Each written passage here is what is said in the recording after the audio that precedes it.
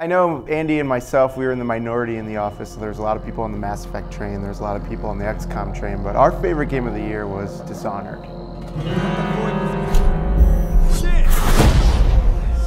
We're in a year that's heavily featured with sequels, and I think that maybe that helped Dishonored a little bit for me stick out above the pack, but those kind of games like Thief and Deus Ex, they've always appealed to me, giving me options to do quests different ways and creating a cool immersive world that you can really lose yourself in. Done Well was a new world, a new way to approach stealth as well with Corvo and his kind of mystical powers that kind of tie in with your traditional conventions of the stealth genre, hiding in shadows, sneaking up on guys, disposing of corpses. But you throw that in, being able to possess rat swarms and stuff like that, it just kind of gave it a new vibe. And that city was amazing. Victor Antonov, the artist who also worked on Half-Life, did a fantastic job designing a location we haven't seen before. That neo-Victorian steampunk kind of thing is completely different than a lot of games that are out there these days.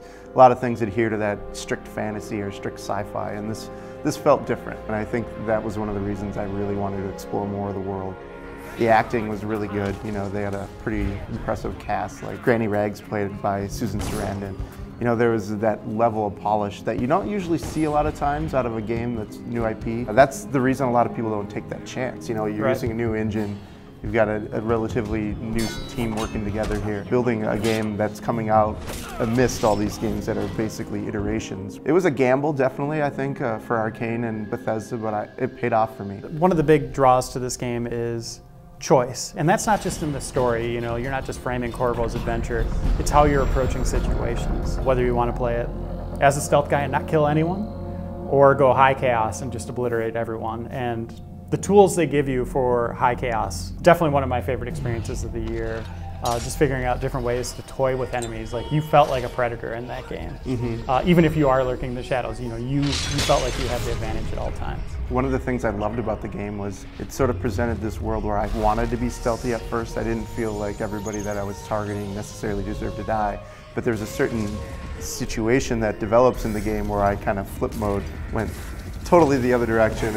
And it was right at the time where I felt like I was running out of exploring new ways to approach stealth. Right. Because a lot of the complaints people had was the stealth tree kind of ran out toward the high-end stuff. But after that event happened, I just wanted to use all the tools to kill everybody. And I really loved that it made me change the way I was playing the game just based on what the narrative gave to me. I was the complete opposite right out of the gate. Pretty much everybody died. And it was amazing how you could kind of combo these different attacks together. You could see some videos on YouTube of really skilled players never really touching the ground. They're just warping all over the place, using one-hit kills on those big walkers. And the party, which was one of my favorite moments of the year, where you're in disguise at first and you're kind of walking through there. I tried to play that stealthy at first, and then I started pickpocketing everyone, and I got spotted, and I was like, all right, everybody dies. All the guests, everyone. You know, you can go through the level in 15 minutes, or it might end up being like 30 to 40 minutes, depending on how you play, is very cool. Yeah, and these kind of games that give you those different choices and those different powers to explore, they always encourage replay for me, which, you know, it's dangerous in this modern era to release a game that doesn't have multiplayer, because all the companies think, well, people are just going to sell the game as soon as they're finished with it. But this one, really, I can't wait to go back and go through with the second playthrough now that I'm getting through all the games of 2012. Yeah, once that game concluded, I was like, that was fantastic. You know, I don't need any more from this universe. Like, I felt like it was such a great experience and such a self-contained story that I didn't think about a sequel or anything like that. It was just... I do want a sequel, personally. I don't need to play as Corvo again, but, you know, there's still a lot to be resolved with who this outsider is and what's going on with that mystical part of the world that I would certainly love to go back to Done Well.